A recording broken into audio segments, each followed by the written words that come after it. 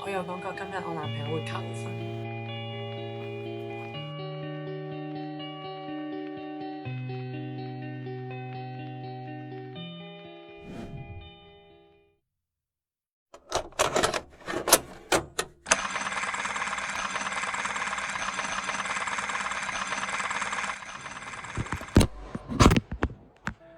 今日已經係12月10號啦，距離你期待咗足足5年嘅一日，剩翻唔夠2個禮拜嘅時間。不知不覺間，我哋已經踏入第5個年頭啦。手機相簿滿滿都係我哋一齊成長嘅片段。每當我打開相簿揾素材，腦中都會不停閃過我哋生活嘅點點滴滴。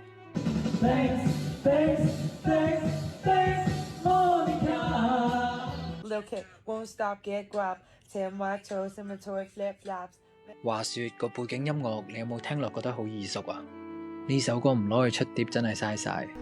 看不見你的時候，思念壓在我胸口，看見你的時候，快樂湧進我心頭，燃山河水來見證我對你的思念，在記憶中尋找。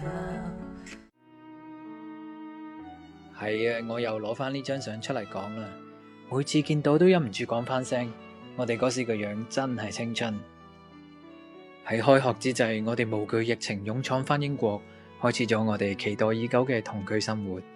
一開始你仲日日擔心同居會有拗撬，驚感情會變質，都話你諗太多噶啦。我哋嘅感情永遠只會越相處越升華，而 Pink Muse 就繼而變成咗收集我哋學生時期最多回憶嘅地方。你記唔記得我哋第一次去旅行嘅前夕？哇，嗰晚幾咁興奮啊！第一次去旅行就食到咗我哋人生最出色嘅牛肉撻撻，亦行過人生最艱辛嘅一條路。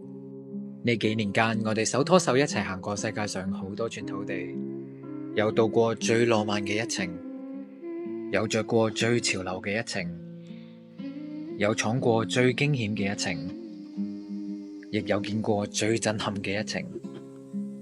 呢一刻回顧翻一段段嘅旅途，最美好難忘嘅並唔係啲風景美食，而係因為身邊有你呢個最合拍嘅知己，最體貼嘅伴侶，最可靠嘅後盾，同最值得信賴嘅摯友。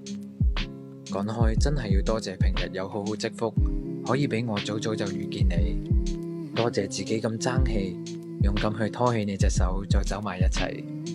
究竟有幾難得先可以遇到一對似我哋咁契合嘅靈魂伴侶，日日面對面，夜夜相處都永遠唔會悶，每晚唔間斷嘅 Good night， 每朝唔嫌口臭嘅 morning kiss。 我會盡一生嘅努力守護呢份咁難能可貴嘅日常，希望今晚可以喺屋企人朋友嘅見證之下，向你許下以下嘅承諾。我哋日後嘅生活未必可以過得好轟轟烈烈、大紅大紫，但我覺得簡簡單單喺平穩安穩之中，帶多一啲日常嘅感動，先係最美滿嘅婚姻。你唔需要羨慕其他人擁有嘅嘢，因為你想要嘅嘢，我會竭盡所能俾到你，令你成為最幸福嘅少奶奶。Katrina，你願意嫁俾我嗎？我願意。我夢想中嘅求婚好簡單，就係希望我最好嘅朋友同埋屋企人都喺度，同埋最緊要嘅係個新郎哥啊，未婚夫哥係我超級愛嘅人啦，係咪？我好開心可以嫁俾我18歲就超想嫁俾嘅人。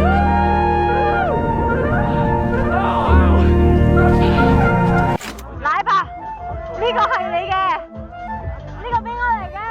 我嘅未婚夫。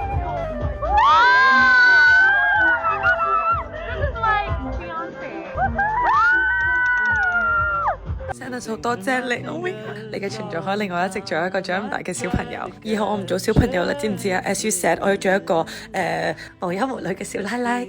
而家有片為證噶啦，唔可以反悔啊！